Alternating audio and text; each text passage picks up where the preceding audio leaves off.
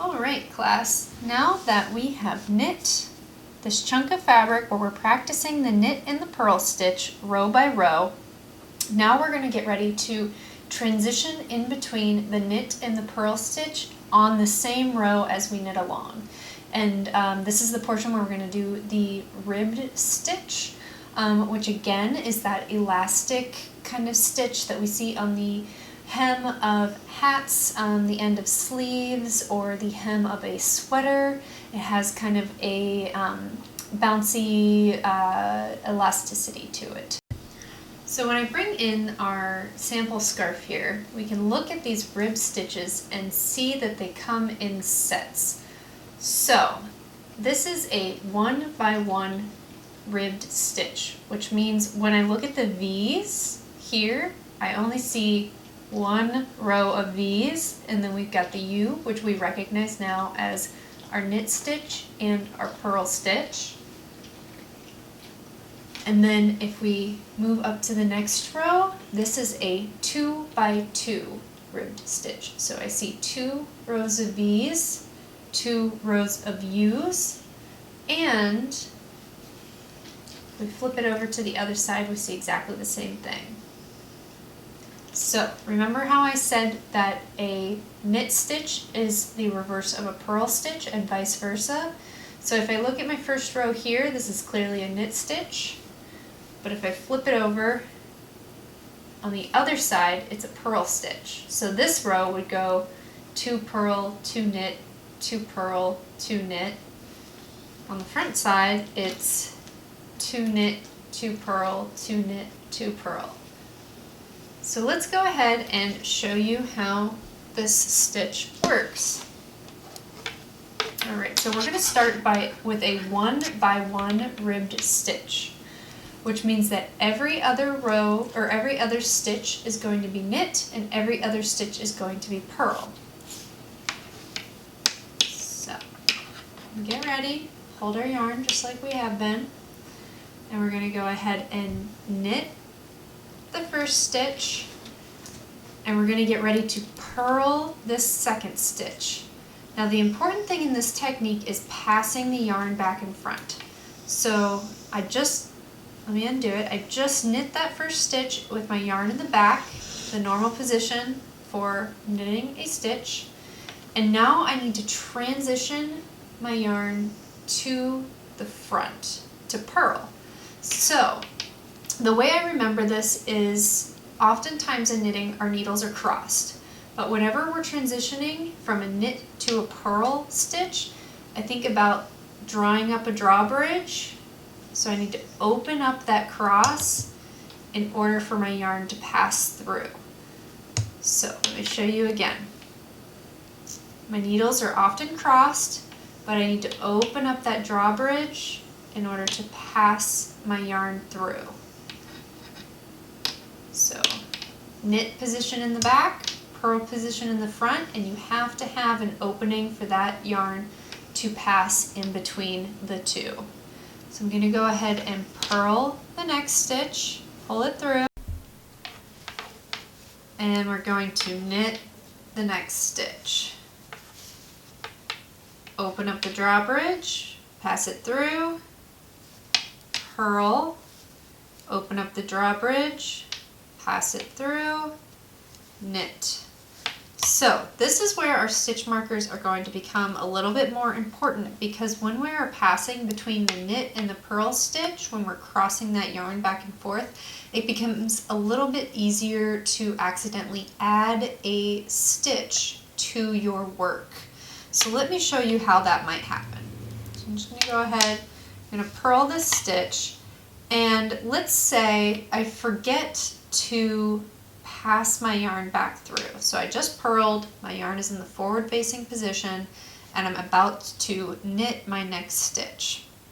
If I were to forget to pass it through and I went ahead and knit my next stitch, can you see how we just crossed that yarn over our needle, and we actually created another loop over the top of our needle? Now once we come back around, if we don't notice that this is an extra loop here, if we aren't counting our stitches and realizing that something is amiss, that shouldn't belong there, we might accidentally knit that or purl it. We might accidentally stitch that as an additional stitch. So now I have 6 stitches in between these 2 spacers, or 2 counters. So let me back that up and just release that. So, so we purled this stitch. I need to pass it through, knit the next stitch, and let me show you how this happens from a knit to a purl. So let's say I have my yarn in the back, I forget to pass it through, or I just kind of loop it over the top of my needle, and I think, okay, I'm ready to purl my next stitch. I enter from the back, I wrap the yarn around, pull it through. So I just purled that stitch, but I accidentally added another loop there on my work. So you can see it becomes a little bit easier to accidentally add an additional stitch if you're not paying attention to your work as we are transitioning between the knit and the purl stitch. So remember to raise your drawbridge, open that up as you're passing your yarn back and forth. As we knit with our yarn in the back, open the drawbridge, bring the yarn forward, purl with the yarn in the front. So I want you guys to go ahead and do a couple rows here, practice with a 1 by 1 rib stitch, which means that every other row is knit and purl. And I'm going to get to the end of this row and I'm going to show you what happens when we flip the work here. Purl, knit,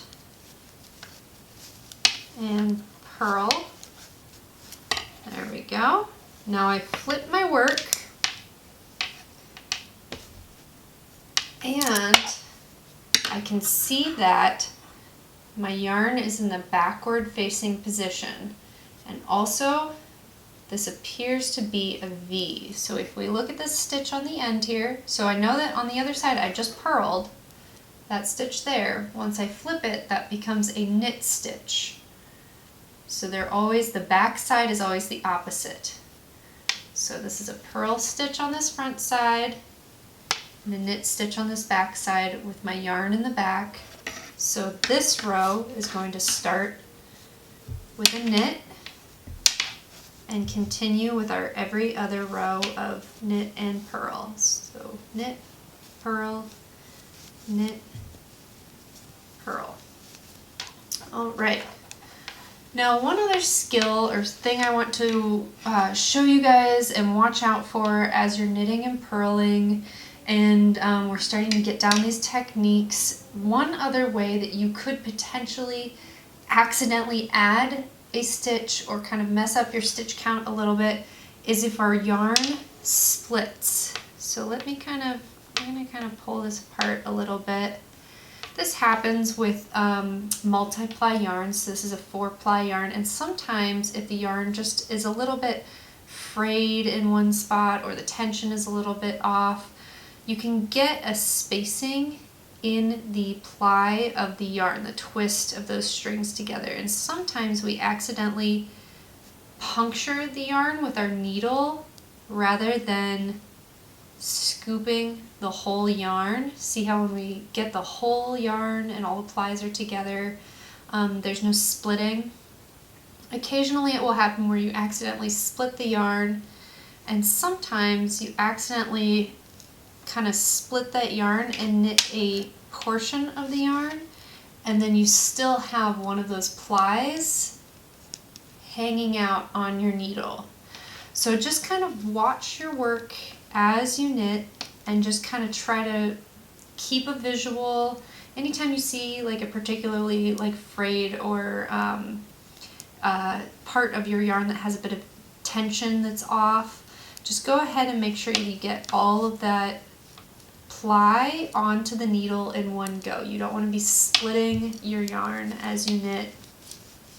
And we just want to continue to use our stitch markers, get a nice easy visual count as we go to make sure that we have the correct number of stitches in between each marker.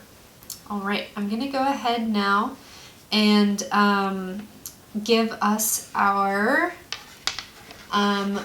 knit and purl ribbed stitch. So go ahead and give yourself about 2.5 inches of 1x1 ribbed stitch, and then we will reconvene and we will cover the 2x2 ribbed stitch.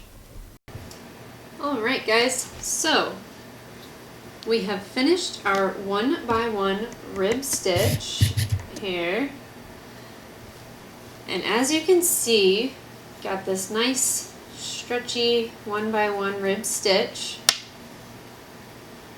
And now I'm going to show you guys how to do the 2x2 ribbed stitch. Now, when it comes to question of functionality and which ones should you use with which project, that is really a matter of personal preference and visual preference and kind of thinking about the design element that you might want to incorporate. Some people like the chunkier 2x2 rib, and that creates more of a chunkier visual, a little more blocky. And then some people prefer the visual of the 1x1 ribbed stitch, which is a little bit more muddled in texture. So this, I would say, is a bit chunky, and this is more of a sort of softer, more muddled ribbed stitch. So I'm trying to get you guys in the mindset of thinking about sort of the design elements, these stitches as different methods of design.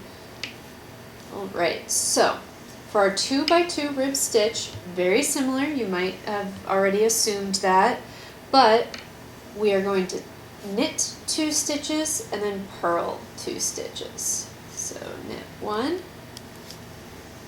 knit 2, and then open up the drawbridge, pull your yarn around, purl 1, purl 2, open up the drawbridge, bring your yarn to the back, knit 1, move our slider, knit 2, open up the drawbridge, pull the yarn around. So we're just going to continue that pattern of knit 2, purl 2, knit 2, purl 2. And you can do a 3x3 rib stitch, you can do a 2x2 rib stitch. It's really a matter of preference here. Typically you won't see more than a 3x3 rib stitch in any given pattern. That's usually kind of where they max out.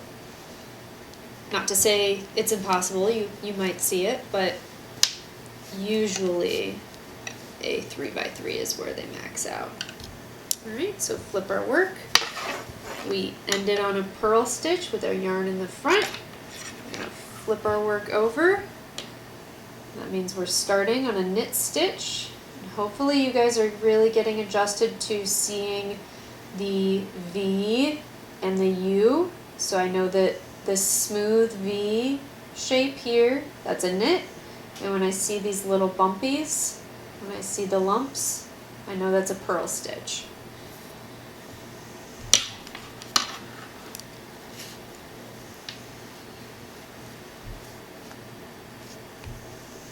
So we're going to knit 2, open the gate, purl 2, open the gate, pass it through, knit 2, open the gate, pass it through, purl 2, open the gate, knit 2, open the gate, purl 2. Alright, want you guys to go ahead and practice this 2x2 rib stitch for a little bit.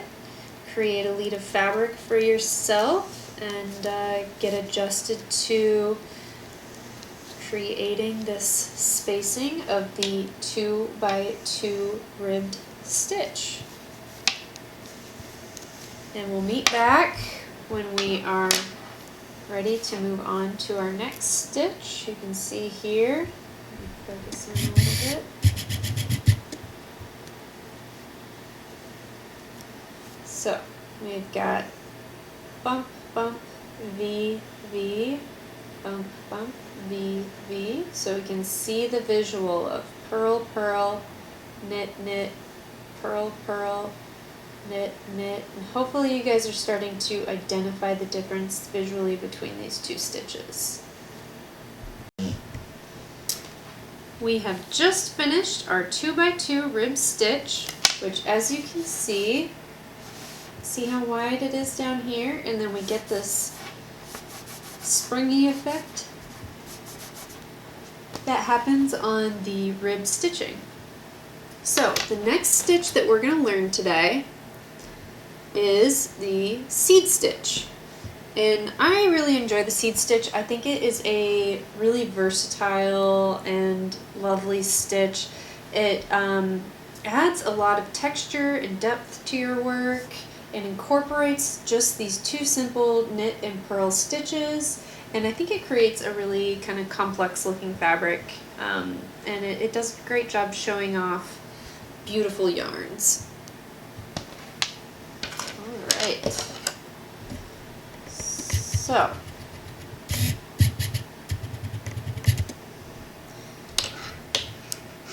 similar to how we were transitioning in our 1x1 rib stitch between a knit and a purl stitch, we are going to start by doing every other stitch knit and purl. So knit one, purl one, knit one, purl one. And you're going to continue that all the way down.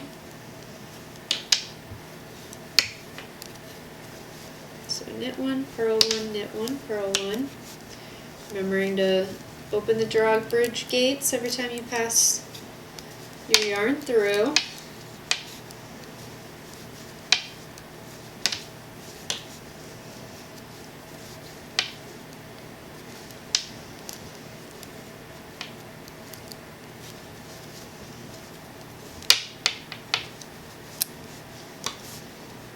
And again, I'm moving quickly because I know you guys already know how to do this stitch. I'm just going to get to the end of the row so that I can flip the work and show you what happens next.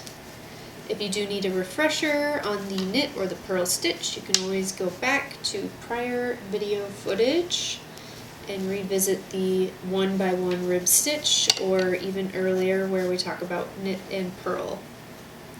Okay, so we just finished knitting and purling every other row. Now we're going to flip the work. Now, as you can see, my first stitch here appears to be a knit stitch. We have the V there on the edge, and my yarn is in the back, so it would appear that I would knit this first stitch. But to create the seed stitch, we're actually going to purl all of our knit stitches and knit all of our purl stitches. So we're just doing the opposite on every stitch of what we just did. So I see the V here, and the yarn is facing towards the back. That means I just knit that stitch. So now we are going to bring our yarn to the front. We're going to enter from the back, cross over, and we're going to purl that knit stitch. And then we're going to switch to the opposite, bring our yarn to the back, and see the little bump here. That would indicate that this is a purl stitch right there. So I just transitioned my yarn to the back, and I'm going to knit the purl stitch.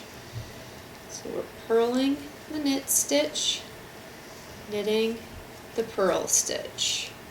So we're simply switching every other row, and we're just transitioning back and forth between our knit and our purl stitches. And I will provide a chart on this to give you guys a visual chart on how to follow along with this.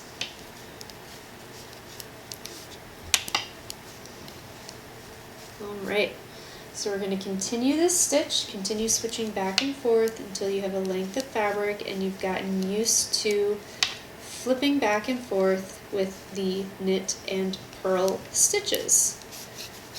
And once you have a bit of fabric knit out there, we're going to go ahead and reconvene. Alright, so I want you guys to work on the seed stitch and the rib stitch for this week's homework. If you do struggle with any of these things, don't worry, we're going to chat in our Zoom call. But go ahead and give this a try.